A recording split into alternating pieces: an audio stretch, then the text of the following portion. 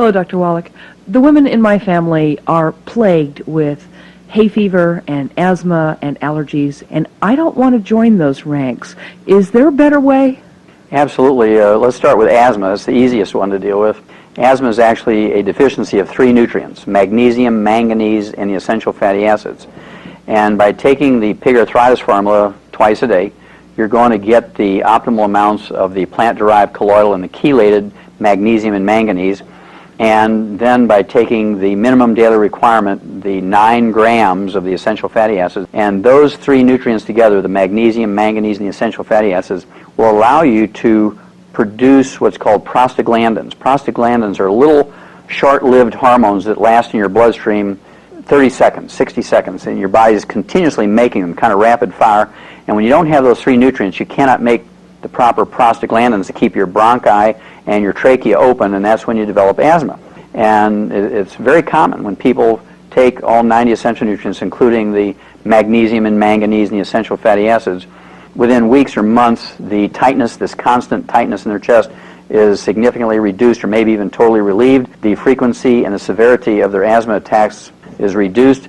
I would certainly still keep an inhaler available until in case you had some unexpected emergency, kind of like wearing your seat belt. Even though you're on a smooth flight and you're not going to anticipate sudden turbulence, you need to be prepared for emergencies, but you have every honest expectation of doing very well. Then, as far as inhalant allergies from dust and pollens, and seasonal ones from dust and pollens, and maybe constant ones from danders on cats and dogs and chickens and feathers in your pillows and that kind of thing. Maybe even chemicals that come out of rugs and formica and new cars like formaldehyde and other chemicals. You want to get your immune system working optimally so it can protect you from these things, because most people are able to tolerate them. And what happens is when your immune system doesn't have enough nutrition to function optimally, you become a victim of these things assaulting you all the time. And so what you want to do is, number one, take all 90 essential nutrients. So your immune system, which includes your liver and your spleen, your tonsils and your appendix, your thymus, your white blood cells, which include the neutrophils and the lymphocytes and the killer T cells and so forth. Also, you have eosinophils and basophils. You have neutrophils. All of these white blood cells, you have albumins and globulins, which are the immune proteins. You have antibodies themselves.